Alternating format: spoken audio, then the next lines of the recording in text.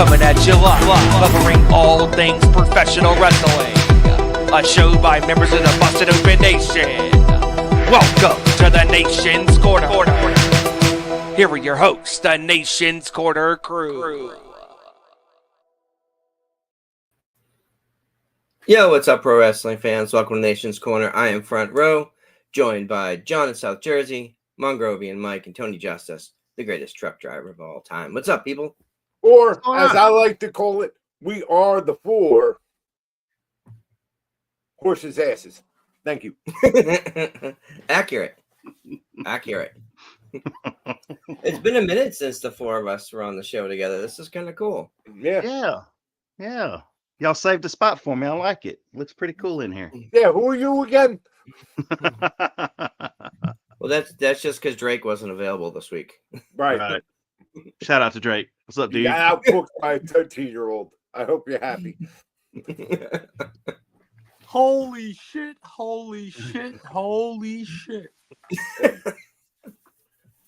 I'm glad we didn't have a bet going on. Yeah, we didn't unlost. Yeah, we didn't unlost. Yeah, we'd have lost like 38 seconds in or something like that, right? Yeah. Yep. Okay, so I have like a shit ton of stuff on my list, but we have to just dive right in with the way SmackDown ended last night. It's insane. Yes. So I'm sure everybody has seen it. If you haven't seen SmackDown, I'm sure you've seen the clip of Cena's promo. So I kind of want to get your thoughts on the promo, but I have some interesting. I think it's interesting the way that the timing is, right? It being, only what was it, 14 years? Yeah. Before since the actual pipe bomb. So to see Cena do what he did and the way that it was all laid out, the way that the end of the show built, I thought was really, really, really smart. Mike, why don't I start with you? The John Cena swipe bomb. It was pretty awesome. Yeah, as you're listening to it, and then all of a sudden it starts clicking, you're like, "Hey, wait!" Mm-hmm. Deja vu. Sounds, yeah. It's like Yogi Berra, the great Yogi Berra said, "Deja vu all over again." Yeah. But yeah, you know what? If people thought there was a lull starting or something, but no, it's gonna heat up. And this camera, I'm gonna take it, and I'm gonna. This camera guy is gonna get a Mongrovian 2x4 right. It's over like you got the old cameraman from WWE Raw that yeah. Good old shaky cam. I know. Here's the camera guy. He's a little banged up. That's why. Sorry. Damn you, Alicia Edwards. Damn her. I'd like to tell her something. Mm-hmm. Anyway, back to Cena. I mean, just masterful. The breaking the fourth wall, the cursing, which you never heard, John. Unless you watch a movie, but on WWE programming, you never heard Cena curse. I mean, purposely. No, they didn't censor it either. Changed the name of his finishing move back in the day just because he didn't want to curse. Right. So, but anyway, I just masterful, and Ron Killings, I can't say enough good things and feel enough happy feelings for that individual. It's like, like we always say, something snaps and all of a sudden, whether it's whether it's not made up. It's grassroots. It's something that happens, and we as fans just know it and feel it and love it. And good things hopefully coming for Karrion Kross as well. But that feeling we have for Ron Killings now is just it's overwhelming. Like, really, we didn't think we'd get something like the Cody finish your story thing again, and we got it. We had a groundswell. So good job on Cena for doing this. Amazing. Yeah. So here's there's a bunch of points, right? So I thought it was really interesting the way Cena was turning a background on Punk, saying, you're a millionaire, you're a corporate guy, you're representing TKO, and all of that on the heels of Cena challenging Punk in Saudi Arabia. Says, you want to come for this title, you have to come to Saudi Arabia. Punk being super vocal about his hatred for that relationship over the years is now poised to go and make money off of that relationship. So Cena calling it out in the promo without specifically saying that, we all know what he's talking about, was powerful. But what I wanted to ask you, Tony, was Cena has been getting pretty much cheered. I mean, they all know the work that he's doing. He's playing a bad guy, kind of, but not really. But last night he got cheered like unanimously. Is he really a bad guy, or how do they move forward with this, this heel turn, if you even want to call it that anymore? Well, he's been getting cheered. Like I pointed out a few weeks ago, it was after a promo he did in the ring. He was getting out of the ring, and he had a moment to himself where he was just like in doubt, like he was having second thoughts about what he was doing. And then the crowd started chanting and started cheering him. And I've noticed that that's starting to happen more and more and more. And last night was like a groundswell. He was in the ring. I mean, he was getting like just cheered like he never turned.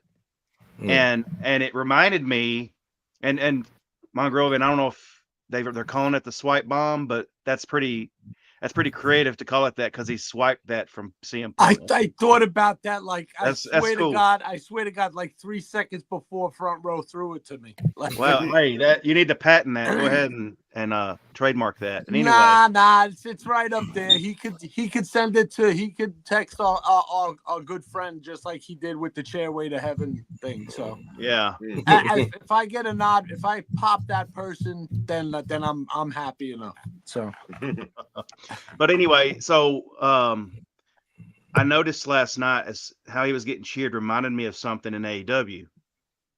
Remember a few years back when MJF came to the ring after his dog collar match? I think it was the night after. It was either the dog collar match or some. Anyway, it was a match on a pay-per-view he had. He came to the ring. And he was booed when he got into the ring, and then by the end of the promo, it was that whole "Go F yourself, Tony Khan," that promo. The crowd went completely bonkers for him, cheering him after that promo. And it kind of reminded me of that. It's not as much because Cena is not really, I wouldn't really consider Cena a heel. I saw Deb said that in the live chat a while ago.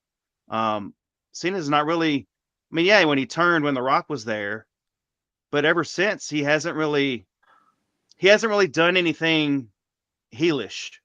I mean, yeah, he's coming to the ring and he's calling fans idiots and stuff like that, but he's not done anything heelish. Like, you would think that him attacking R-Truth would be heelish enough, but the fans are just cheering Cena no matter what he does. So I don't know what Cena's got to do, and I don't know if he can do it anymore, because last night he got cheered like he was a straight babyface.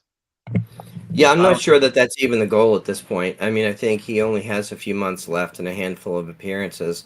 I don't know that he wants to go out as like a legitimate, fully hated heel. My guess is like this is the version of a heel that he's comfortable with, but I don't obviously know that. But this so is John, as heelish as they could get him to be. But this is as much of a heel as they could get him to be. He's kicked everyone in the balls. He's cracked everyone in the skull with the belt multiple times, and still gets cheered. There's still people. All you see the shirts and all the stuff. No matter what he does, treating the ring announcer like a piece of crap. And it doesn't matter to some people. I guess they've been waiting so long for him to turn heel. And like our good friend Debhausen, who's out there listening but taking a night off tonight. Love you, Deb. She's being a heel. She always rooted for heels, and that's what I always did. I never rooted for Hogan, and it wasn't because he was a rotten human being. It was because he was Hulk Hogan. Like Dave says, he was Big Bird. Yeah, no. Yeah, but okay, so there's a couple people in the chat I want to bring in. So Sam McCleveland, seeing is just being himself and saying what he feels. And I think that that's true. I think this is giving him a voice to be able to say stuff that he's wanted to say all these years. But Ezra's disagreeing, saying Cena is heel. I don't see anything about what he's doing right now that gets me to hate him. We appreciate the character he's playing. We appreciate the promos. And after last night, the way he got cheered, there is no friggin' way that guy is a bad. I mean, he'd have to do something horrendous to actually get booed at this point. Mm-hmm. It's and the yin yang. We haven't brought up the yin yang thing. How it really did switch. One was yin yang, and then they just switched positions. And the way they did that vignette was just masterful, and it just really brought what Cena did later on in the promo was just brought it to a head and made it. Yeah. And Dirty in Texas says heel turn doesn't vibe with me when you see him at Fanatics and Fan Expo laughing and okay, so to that point, I want to show you guys something. You may have seen this. I don't know. This is we got permission from Sam to post this. Check this out.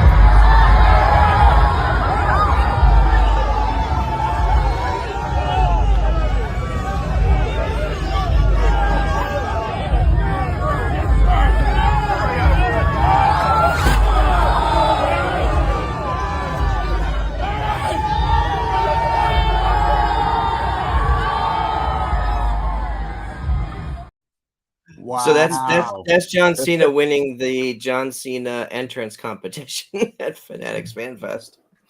Well, that's a heel, right? He hugged our friend Sam. So now that turned him to a heel. That's it. He didn't even put him through the table. You always go. What's the one thing someone has to do to really cement them being a heel and not loved by the fans? He hugged Sam. That right there must be got to be heel. Everything counts. He should have hugged him. Hey, while we're talking about through the table. Yeah, while we're talking about the Fan Fest, congratulations to the Nation's Corner buddy out there, tantalizing Tony, man. Mm-hmm. I mean, really, come on. You gotta fucking give it up to the man. You know what? He was good luck with that with Mark and in All Caribbean, and that's awesome for him. And he does obviously a great job at Fanatics. And hey, I just wanted to give a shout out to another Busted Open Nation member. You know, yeah, good story. Yeah. It's a good story. It's very cool. Before we go off, I came across somebody posted a theory earlier today. I don't know if there's any merit to it. John, I want to get your thoughts on it. So Deb sort of made me think about that. So I like him mentioning Claudio, Nick, and Cardona. Did you see the pattern? Yeah, Matt Reichel said it too. Yes. Yeah. Okay, I didn't hear it. Was it somewhere in the chat? In the chat. Yeah. Okay. So you saw I'm trying to take the glory. No, go ahead. Yeah. But did you see the pattern? No, not particularly. So it's the theory is that Cena picked Claudio Castagnoli because CC Colt Cabana and Nick Nemeth and Matt Cardona. Okay. Nick all and right. Matt, now I didn't see that, but now it clicks. Colt Cabana and of course the Bucks. Yeah. Do you think Cena would go that deep with it? No. I just think he was more. It's an odd coincidence. It is an odd coincidence, but the whole thing is, unless you're someone that's already looking that deep into it, it's not obvious enough that you're going to make a connection. Other than that, there are three guys that used to be in WWE who are now doing equally as well elsewhere. But I mean, sure. If we're going to put tinfoil hats on, thank you, Andre. Sure. I mean, you could draw that conclusion, but I don't think Cena was going that deep. The whole overall theme of the promo, although very pipe bombish in in intent and verbiage. I don't think it was meant to go that deep.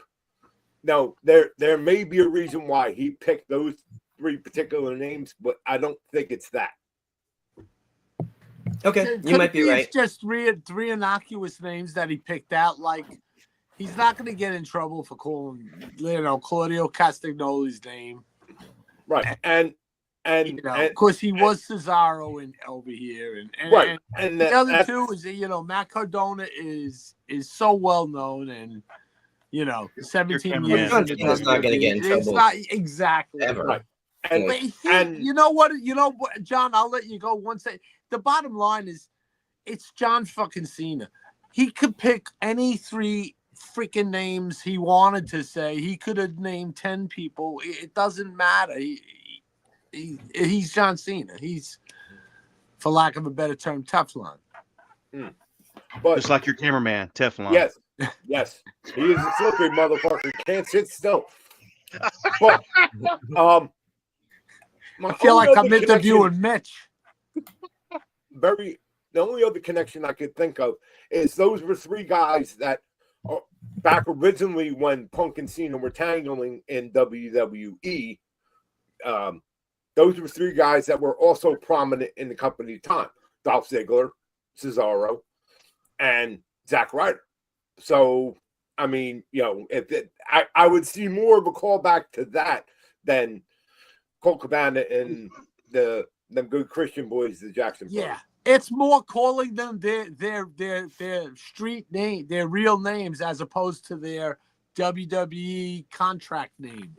Sure. That was his breaking the 4th wall, calling them by their real names. It doesn't matter who you say. He could have said Moxley too. He could have said anybody.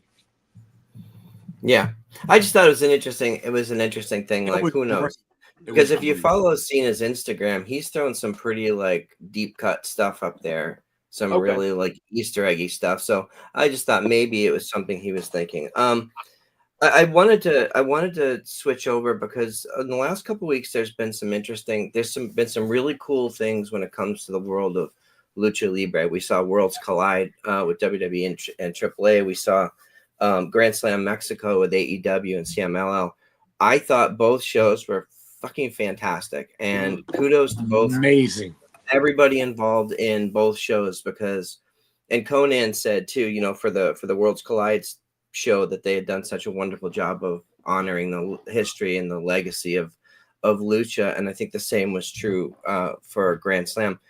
Those shows were awesome. I had such a blast watching them. Conan is a freaking lucha and wrestling treasure. That guy is a wealth of freaking knowledge. He knows his shit, and it was just great hearing him. And I'm so happy for Corey Graves, who is obviously a student of the game, and he must have been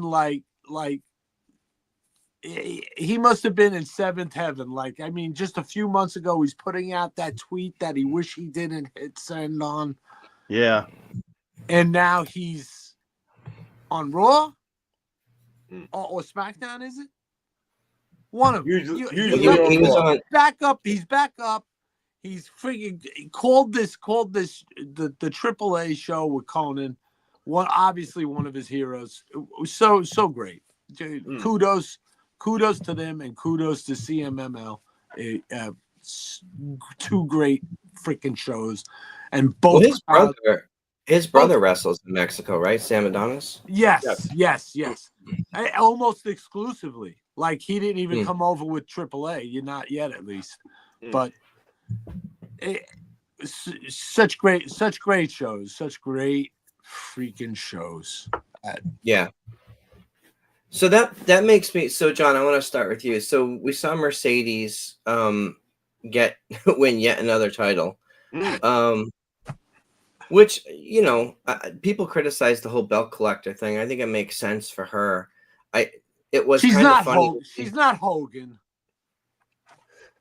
To see her put on more belts than she weighs was funny. Physically impressive. She is truly worth her weight in gold now. Yeah. Real fast though.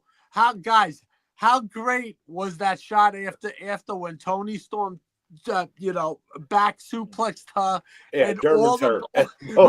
all the titles, Joe, Gold flying everywhere, flying all over the place, like Sonic's rings. Yes, such a great visual. I mean, if Someone has to have put that to that music at some somebody point. had Right? that has to be. yeah.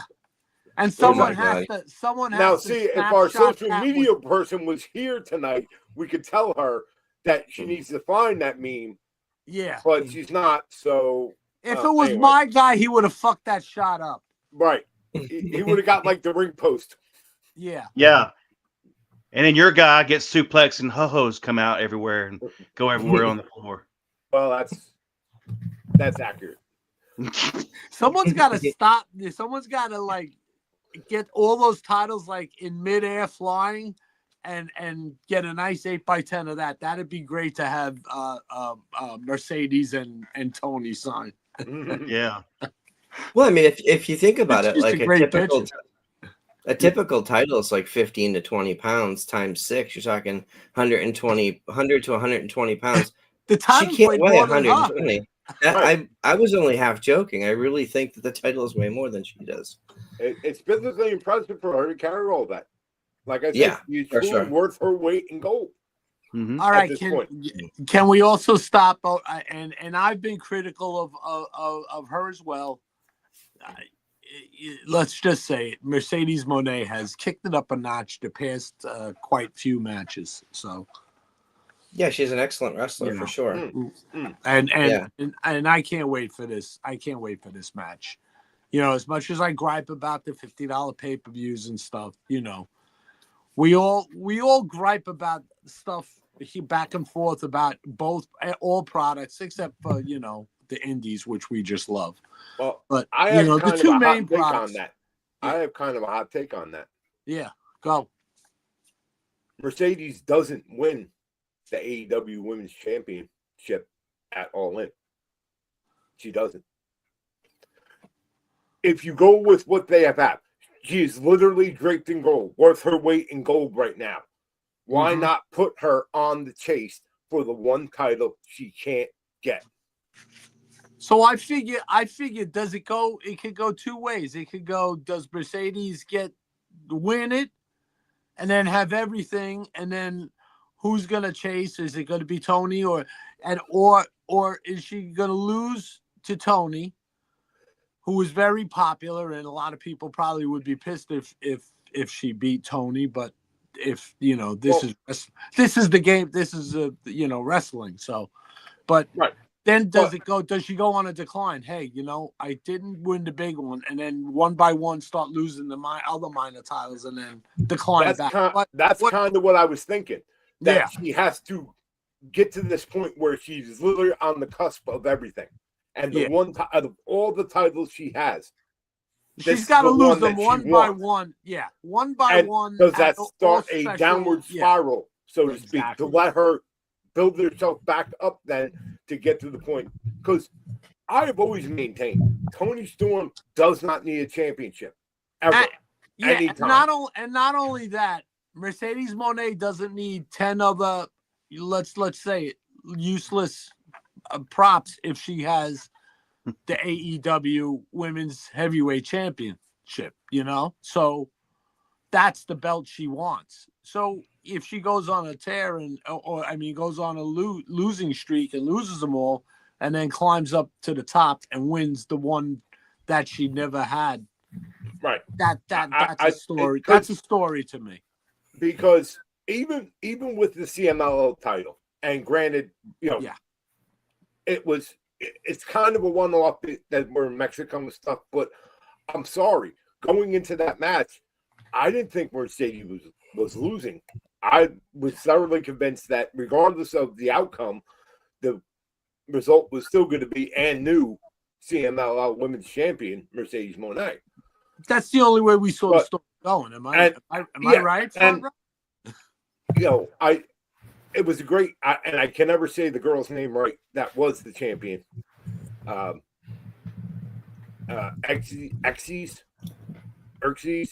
Xerxes. Thank you. Xerxes. no offense to her, and probably it was one of the bigger showcases for her outside of Mexico. I mean, we are talking national, worldwide audience here. But like I said, I didn't think that Mercedes was losing.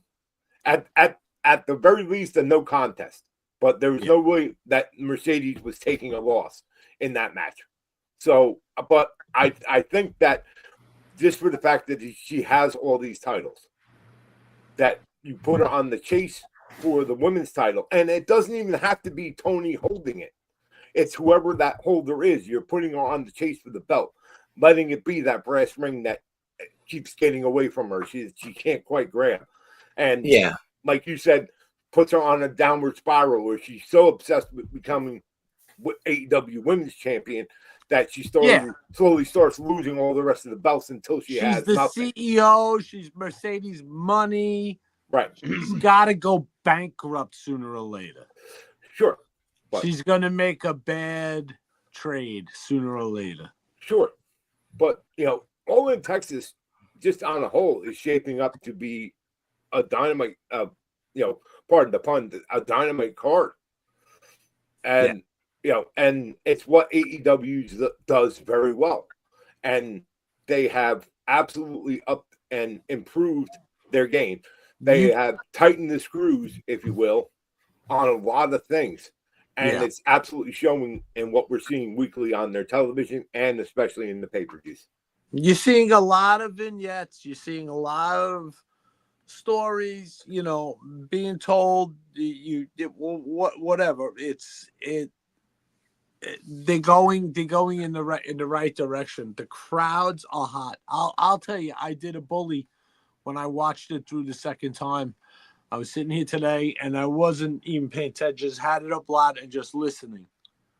How Bully says, listen to the crowd and how they're reacting. And goddamn, man, that crowd was boiling over from like pretty much beginning to end. Yeah, who knew they like wrestling in Mexico?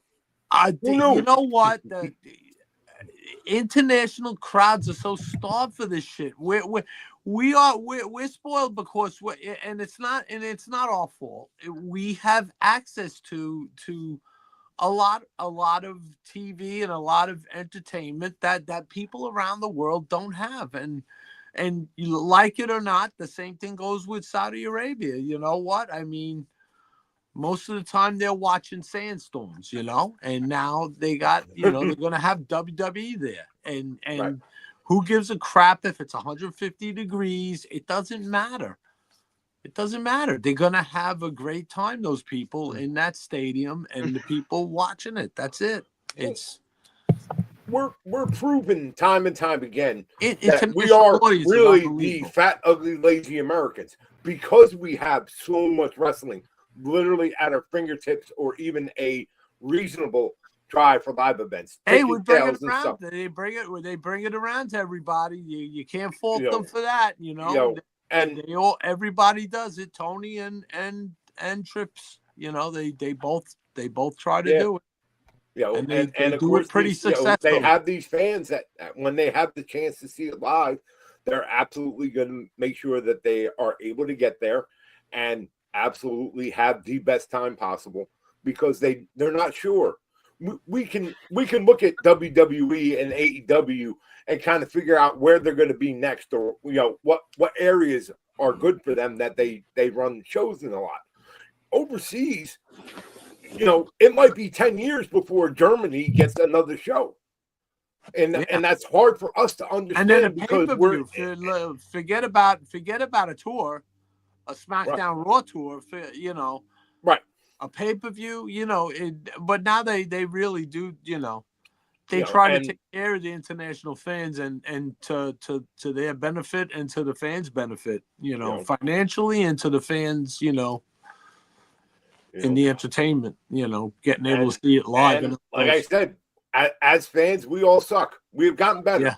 We have understood the gauntlet has been thrown down, and we need to reassert our global dominance. You know the old saying, guys. You know the old saying, wrestling fans are the greatest fans in the world, and we're the shittiest fans in the world. Yes, but we gotta keep our game up. We have a title to defend. Nothing better. I'll take it, warts and all, except this fucking camera guy. Well, fear not, folks. Just remember that no matter what, we still win because of 3 letters. Yes. Not Yes. said. Yes. You guys done? Go. I Go. think. Right. Someone gonna let Tony talk? The show's half Bring over, it home, for Christ's Tony. sake. No, I'm going to sit here and sip my whiskey and coffee. Go ahead, Tom. great points. Great points made. I just Oh, think you're so full of shit. Shut up. I just think that Oh, All yeah, hey, In's Tony, gonna, if I can interrupt for 1 second. No, just fucking. I'm a scumbag. Sorry. I don't see Mercedes winning the title, but I see someone coming in to keep her from winning the title. Maybe a returning Camille coming in to interfere to keep because of what happened has between them. another gig. Yeah, but how long is that going to be going on filming? I don't know. Nobody needs to know, but she kind of has another gig. I like it. Don't get me wrong. I love it. More Brick House on my screen is never a bad thing. And I like the idea of it. I'm just logistically, I don't know if it'll work out. Yeah, I just there was no ending to that. How did that end between her and Mercedes backstage? It ended in a backstage where she got. What did she get thrown into a wall or something where she hurt her arm and then she's been off TV ever since? Hurt her shoulder or something, or I can't remember how that went down. That was a long time ago. Yeah, it was. Yeah. So, I don't know. I mean, I just don't see if that were to happen. If Mercedes doesn't win, okay, who's gonna? Are they gonna continue with Mercedes and Tony, or is there someone else in line that we see that could come up and challenge Tony for the title? Well, that was going to be my question to you, because if you really look at the landscape, you have Athena in Ring of Honor, but like I wouldn't take the title off of her, and I wouldn't put her up as a double champ.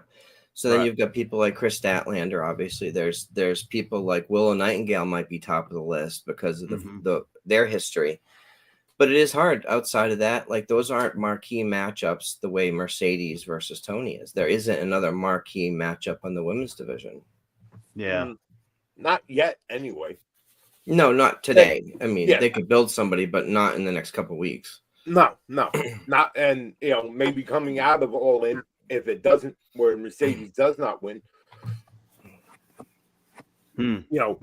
that's your chance. Because, and again, I don't want to knock AEW per se, but you have so many women, capable women on that roster that given the right story and even the slightest amount of push, something that the fans will get behind, you can make someone a credible star or a credible threat very easily. And it reminds me of old WWE to a certain extent, that they rely on the same old names. Yes, they are absolutely box office draws. They absolutely put asses in seats and sell merchandise. But it almost is getting to the point where it's rinse and repeat. You can put a new coat of paint on it, but it's still the same people with the same story. Yeah, but I don't buy into that, John, because I think there's been so many examples over history of people like Sammy and Kevin. Like, those guys have been fighting each other for decades, but because the story's so good, because the creative around it, and those guys are so invested in what they're doing, every time they come back together, whether it's tagging or against each other, it's interesting. They just are so good at what they do. You can put them in a feud twice a year and I'd be interested. Well, I think it just depends on the creative. I would love to see that for Mercedes and Tony, and make it into this long-term thing. That can have all this history behind it, and all that they can go back to at any time, just like they do in WWE with Sammy and Kevin. But I'm not sure. Again, we don't know what the creative is, so we can speculate wildly, but we'll have to tune in and watch. Yeah. Okay. So Mike mentioned something. You guys are started to branch off into like the Night of Champions stuff, and I'm a big fan of the King and Queen of the Ring tournaments. I think that it's really cool that they have one for the men and one for the women. I've really been interested in the brackets so far. So it looks like the finals will be Randy Orton versus either Cody or Jey Uso, which is odd because the brackets sort of mix things up where you have good guys facing good guys, you have heels versus heels, villains versus whatever it is. Like the mix up is weird. So, so I kind of wanted to get you guys' perspective on as we go into the finals. Like right now, I think the semifinals on Raw will determine those brackets. So on the men's side, we have Cody versus Jey, and the winner faces Randy for King of the Ring. Let me start with you, John. Who do you see winning this? Or who do you see advancing to the finals? I'm going to go on a limb. Randy Orton. Well, Randy's already in the finals. Right. It's Randy versus either Cody or Jey. Right. But I'm saying I'm not really interested if it's Cody or Jimmy. Randy Orton wins King of the Ring. Because they're going to find a way, obviously, to get Jimmy. It's Jey and Cody back into a title picture somehow on their own. Not necessarily because of this or winning the King of the Ring. You have Randy Orton with a legitimate shot to make his own history and getting one last run at champion. Now, yes, we have seen Cena Orton already this year, but now we have an opportunity to see it again. And can Randy get it done this time? Yeah, I think that makes sense. Tony, for you, over on the women's side, we have Roxanne Perez facing Jade. The winner faces Asuka for Queen of the Ring. First, I wanted to get your perspective on the return of Asuka. You know, we were all super excited. We saw the presentation of her, more like the Kana version from Japan. Yes. What are you feeling here? Asuka looks amazing in her return. She's definitely, she's gotten into better ring shape. Her presentation is immaculate. I saw clips of her match the other night. I really think we're getting the version of Asuka that we should have been getting all along. As far as who I see advancing, was it you say Roxanne Perez versus Jade? Yeah. Okay. I think we're going to get Roxanne Perez advancing. Sam's got Roxanne winning all of it. Okay. All right. Queen of the Ring. Interesting. Yeah. I ain't mad at that. Don't get me wrong. I love Jade, but I ain't mad at that either. Exactly. Yeah, Jade not being Queen of the Ring doesn't hurt her because she's in that. She's still in a long-term feud with Naomi. So it all depends on what Naomi's doing, who she cashes it in on, and whether she wins. Whether she wins the title or not that she goes for. And then that's the story there. But Roxanne Perez is the one. I mean, nothing can be better especially with an injured Liv now, for real injured. Sorry for that. Heal up well, but we could still use her in the storyline. Let her get her surgery, start healing up. She could still be viable in the Judgment Day storyline. Backstage and around ringside, definitely, because there's definitely going to be some heat between those two, and with Roxanne having that Queen's crown, that's going to be this fucking camera guy. I'm gonna kill you, dude. Hey, Liv still got one good arm to bring Dom's chicken nuggies with. That's right. Yeah, but Roxanne has two good arms. Excuse me, they're tendies. He prefers tendies. Oh, not okay, nuggets. I'm thinking who Roxanne. said nuggets? Roxanne brought nuggets. Yeah. Okay. That was her mistake. She brought the nuggets. Liv brings attendees. There is a cool little thing going on between Finn and Roxanne too. So I'm all in on. We were like, what's going on with Judgment Day, and then we saw Roxanne come in, and things started, Getting interesting, looking much better. I think it's funny because like we talked, I think on the last time I was on the show, we talked about how typically like factions and stuff, they'll have one representative female on the team, and you go, all right, well, Judgment Day has 3 now. Like that's awesome, and everything's sort of mixing and matching, and like what's going on. If you guys get a chance, like there's I've been watching some of Stephanie McMahon's interviews, and she did an interview with Dominic Mysterio, and he is so good at drifting in and out of character. You just never really know. Mm-hmm. Like she'll say something like, how's your dad? And he'll say, which one? Or like just shit like he'll post those pictures can we just say real quick from row, thank you to all of the superstars or wrestlers out there that keep the internet, the social kayfabe going, because not too many of us care about. A lot of people care about your real life, but we just drift in and out. Keep us in it, And because thank you to the ones that do it. Agreed. And like Dominic is so good at it. He'll tell this heartwarming story about how his father helped him get hooked up with this school and training and stuff. And he goes, yeah, but that was before he, missed Christmas, or he'll add something into it. You're like, God damn it. Okay. he's so good. So if you get a chance, go check that interview out. I also wanted to mention, and it's just because I just happened to watch it this afternoon. I think Ezra might have recommended it last night. Stephanie did an 1.5-hour interview with Nick Khan, and Nick he's the president of WWE. He's on the board of TKO. He's pretty high up there when it comes to power and entertainment. He was so. The other Khan's pretty high too. I wouldn't know. That could be. I don't know either of them.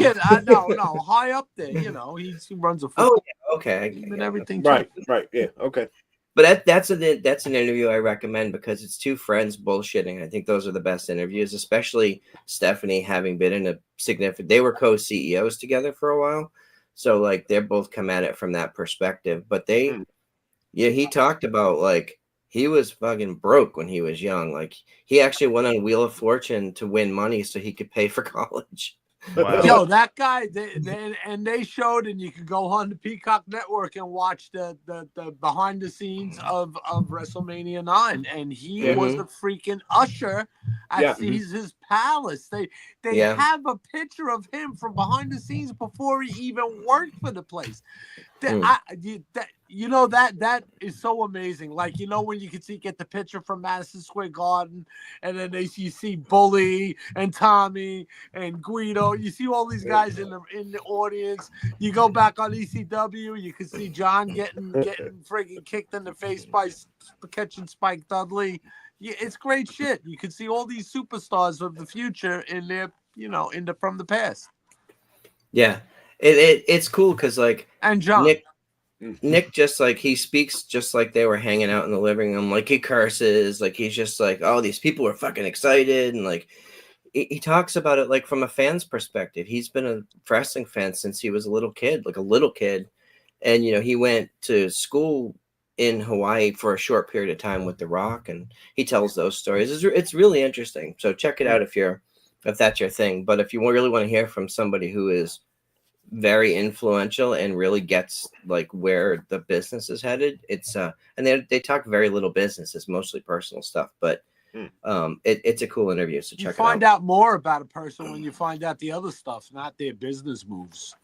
Usually, hey, that's why we love Busted Open, right?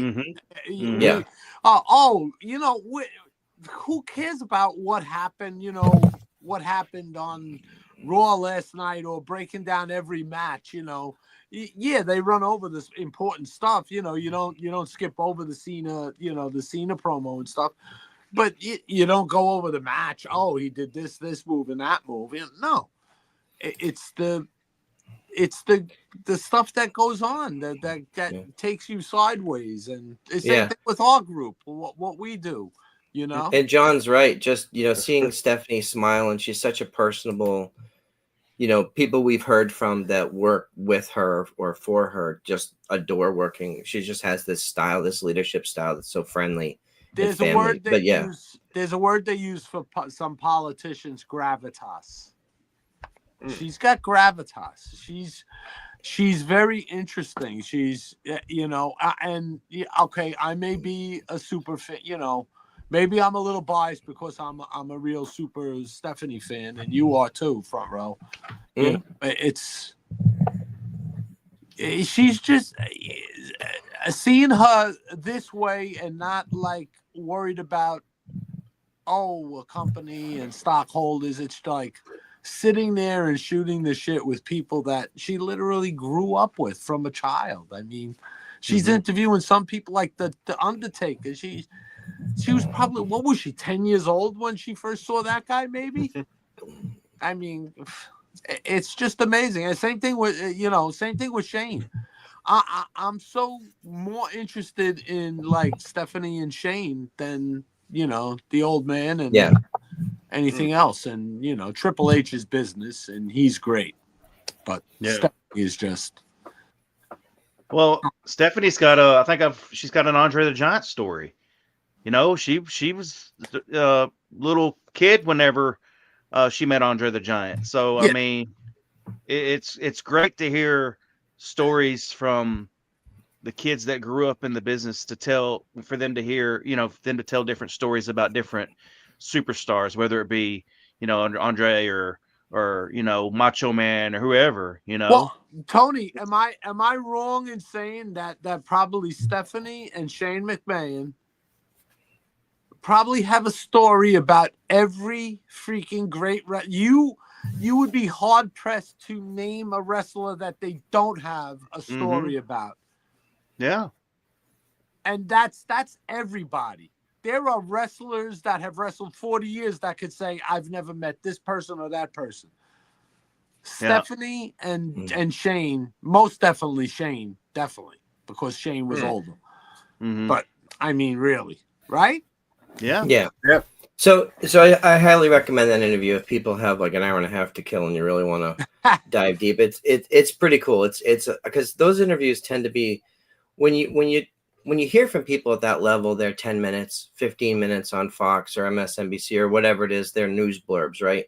But to really get like that chunk of time where he wasn't in a rush and they just bullshitted, it was great. Before we go, we have to talk about the big news this week, right? And this is the thing that almost set Dave off. We have the return of Goldberg. I don't know who wanted this. I understand the business behind it. I totally get it. But in what world is he going to beat Gunther? Gunther is the world champion, and he's been built as a monster, as an unstoppable force. I just want to talk about this. I'm gonna gimmick myself like Abdullah the Butcher to take I'm gonna take my mind off of the pain of you talking about Goldberg coming back for another fucking match. I'm gonna gimmick. Go. So you're excited? Okay.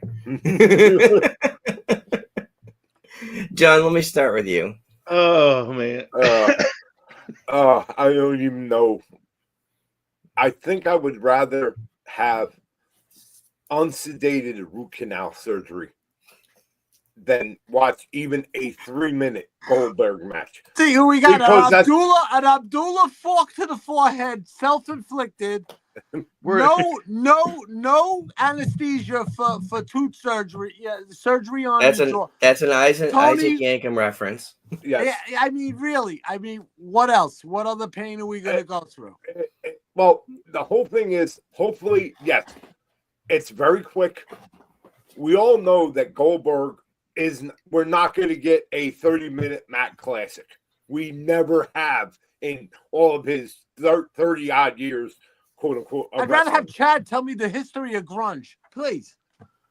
Well, that's a tough call. No, I'm just kidding. John, kidding, buddy. John, did you see Gunther's response on social media?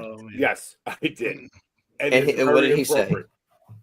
It was something to the effect of, like, it was something, you're next or something, and it was, he's like, oh, okay, or something like that.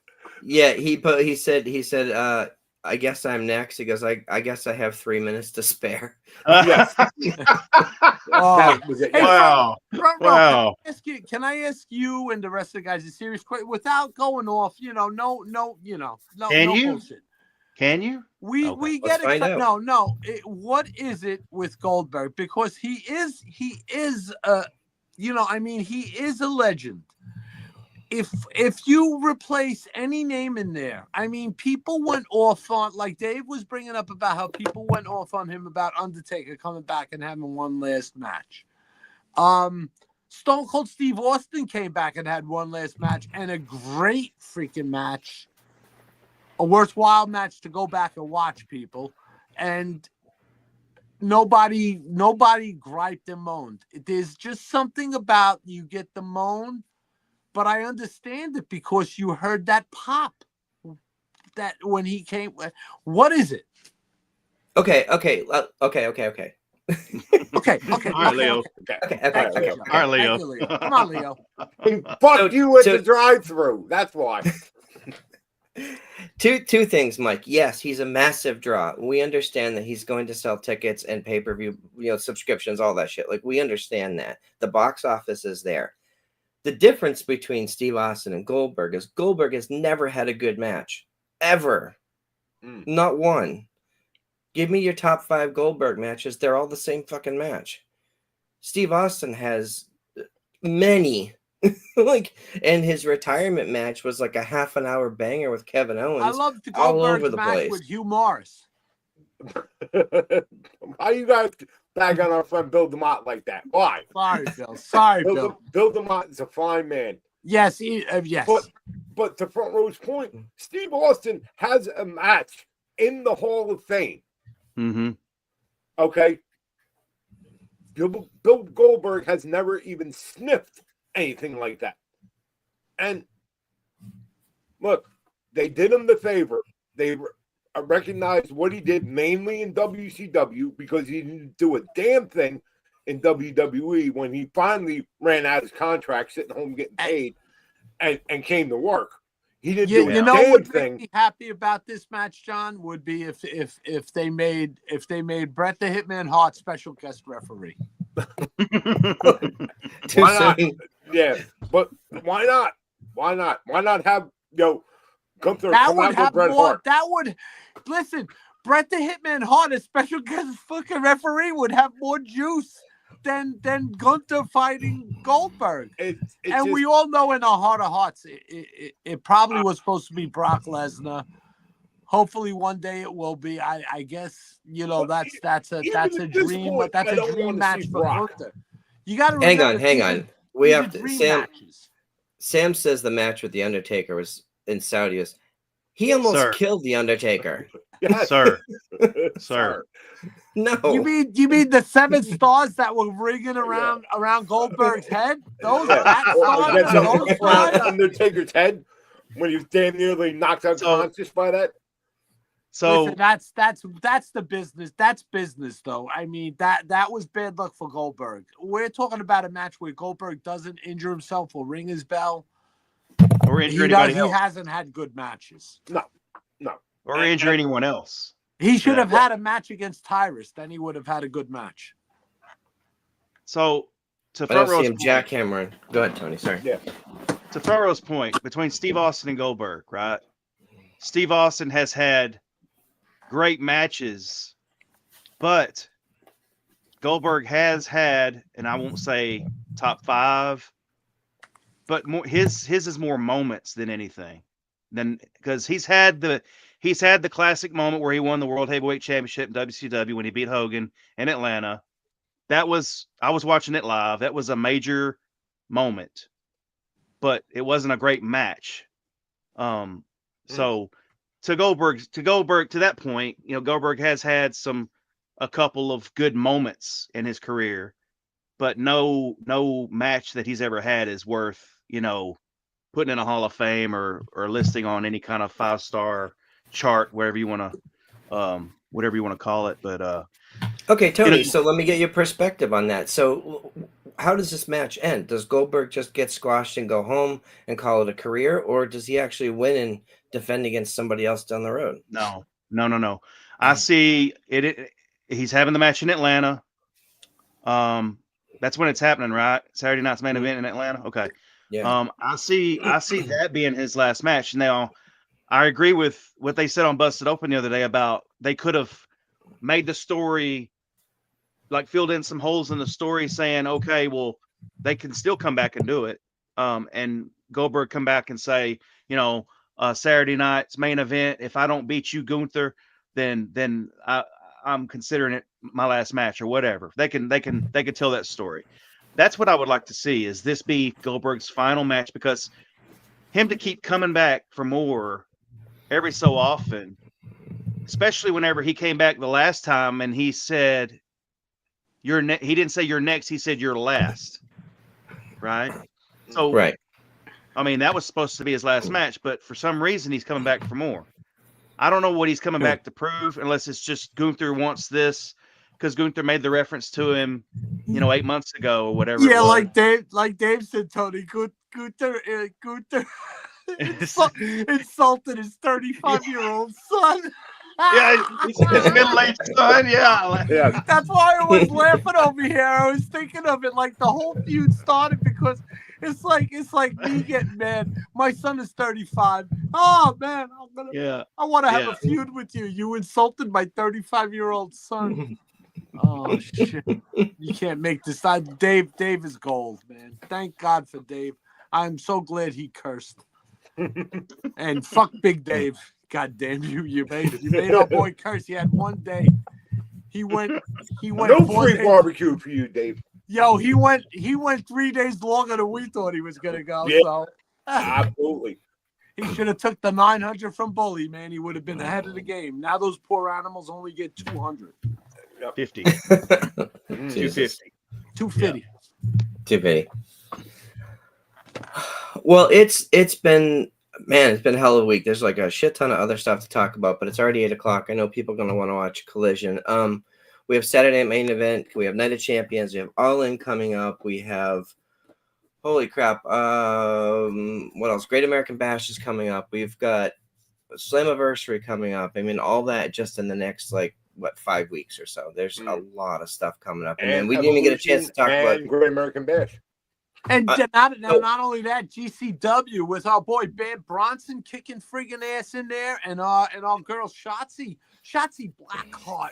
Oh yes. My God, is she putting on a friggin' banger after banger now that she's free? Let's go, people. I'm so happy to see the return of the Pizza Cat. Yes.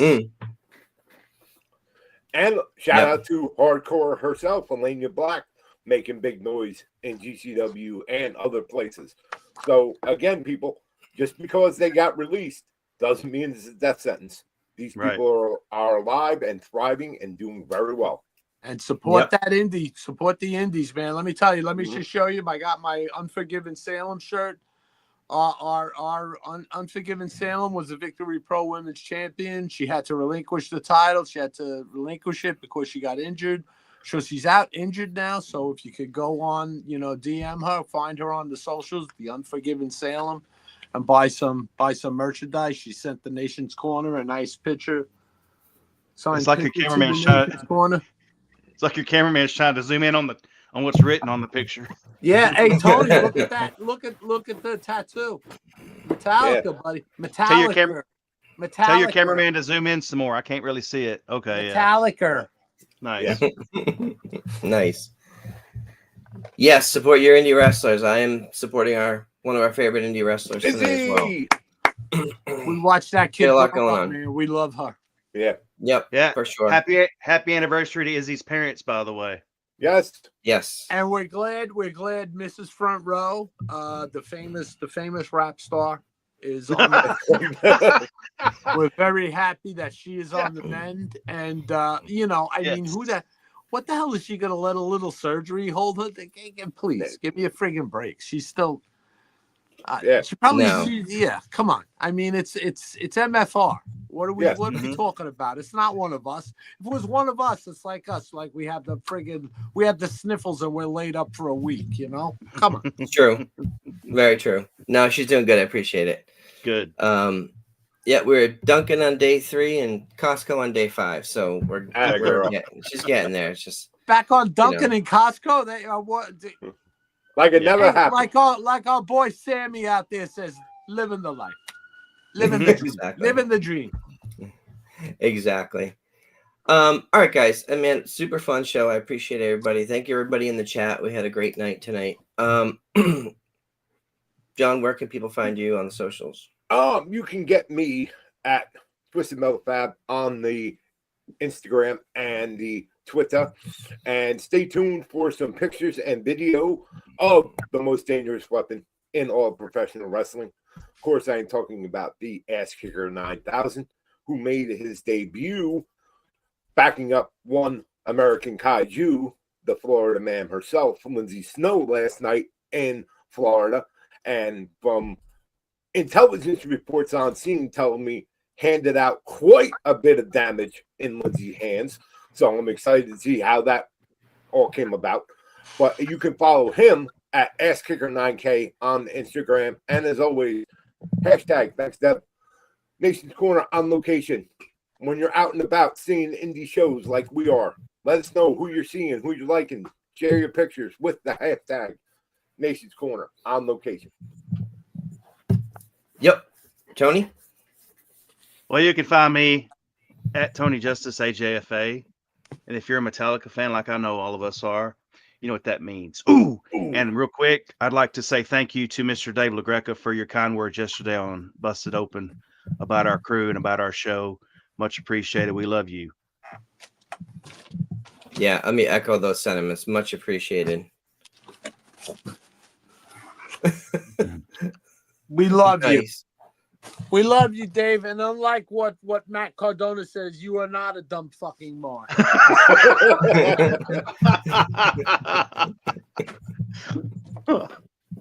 No, really, you know what? I mean, to be able to search back and play that Neil's call, which was a great call, Neil.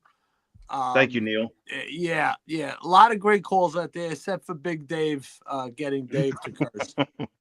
But Dave encapsulated what our group is, and he said it fine, and he gave us what they would say in the business, the rub. He put us over big time, and every word he said is true.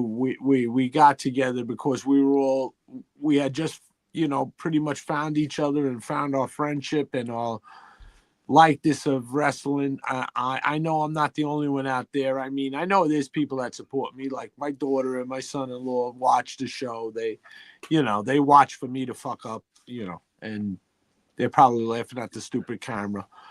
But really, we don't have too many people that are wrestling fans. I mean, Front Row, your wife supports you, but she's not a big wrestling fan per se, right? Right. So, and I have nobody. I mean, John, if you don't come out here from South Jersey, I go to these Creative Pro shows by myself a lot of times and just have my friends there, and you do it a lot of times too. If Brooke isn't there with you and Tony, you as well, it rings true to me because what Mark Henry said the other day. Can you believe that he is a Hall of Famer, a champion, a WWE a superstar around the world in wrestling, and he doesn't even have a family member that asks him for a ticket to a show? Like, it's mind-boggling, isn't it? Mm-hmm. But yeah. We have each other. You mean this guy? There you go. Yep. That guy, right? Yep. Nice. Well, Mike, where can people find you? Well, you guys can find me on Zoom with all my other buddies. Like in pretty much, in real life, I have less friends than I do on a little square box on Zoom every night with you guys, man. So it's a little bit of the alcohol speaking. So later on, it'll be fuck you all and fuck them kids. Yeah. Mongrovian Mike, take it away. Take it home, bro. Nice. You can find me on social media at PW Front Row. I'm not on there much, but I will interact occasionally. You can find the show at Nation's Corner on X and The Nation's Corner across all the other socials. Man, I hope everybody has a great week. It was a super fun week this week. And I think it's going to be a lot to talk about next week as well. All right, guys. Enjoy your weekend.